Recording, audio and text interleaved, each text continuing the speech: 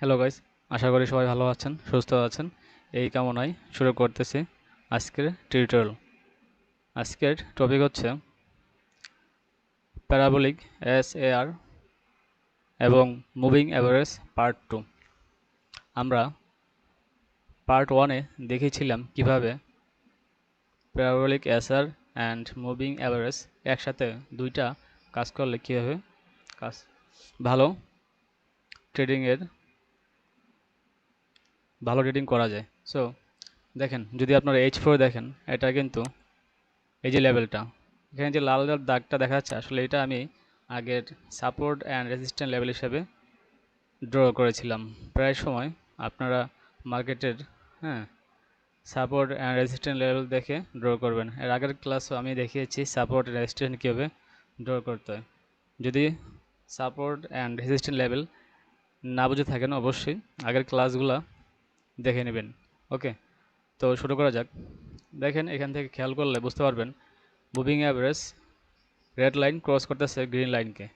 So still now buy trade. এখান থেকে যারা কন্টিনিউ কিন্তু বাই দিয়েছে তারা কিন্তু প্রফিটে আছে।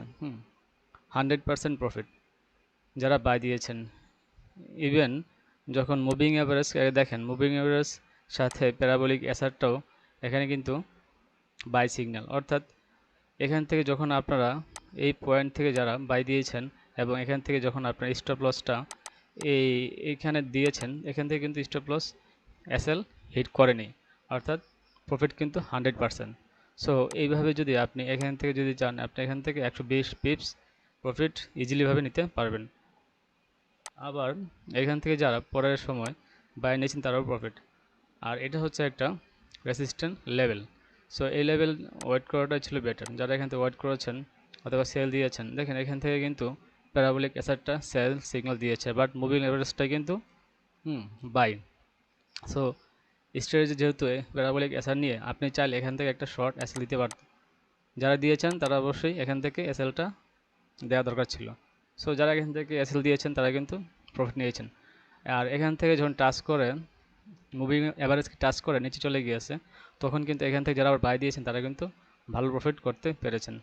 সো এখান থেকে যদি আপনি বাই দেন, তখন কিন্তু প্রশ্ন হচ্ছে যে আমাদের এসএলটা কোথায় হবে।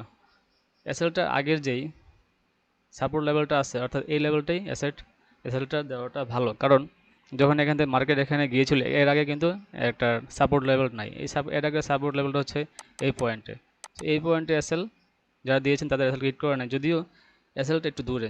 কিছু কিছু সময় এসএলটা কিছুটা দূরে হয়। ওকে, যখন মার্কেট দেখেন এখান থেকে মার্কেট রিভেঞ্জ এখান থেকে দেখেন যখন ব্যাক করতেছে, সো ব্যাক করার সময় কিন্তু এসএলটা যখন দেখা যায় না, তখন কিন্তু এই পয়েন্টে, এইসব পয়েন্টে এসএল দেওয়া লাগে।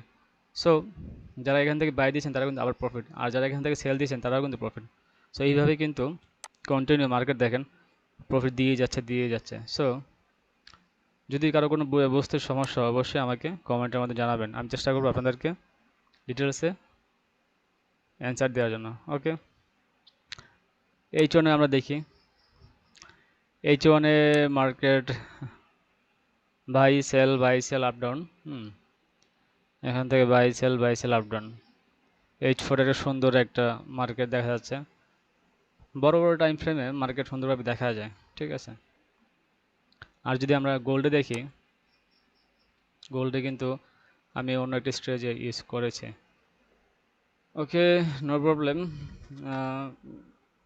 নেক্সট ক্লাস অবশ্যই এই প্যারাবোলিক এসআর নিয়ে গোল্ডে আমি দেখিয়ে দিব। ঠিক আছে, ভালো থাকবেন, সুস্থ থাকবেন, এই কামনায় আজকের টিউটোরিয়ালে এই পর্যন্তই। কারো যদি কোনো কোশ্চেন থাকে অবশ্যই কমেন্টের মাধ্যমে জানাবেন। আমি চেষ্টা করব আপনাদেরকে রিপ্লাই দেওয়ার জন্য। ভালো থাকবেন, থ্যাংক ইউ।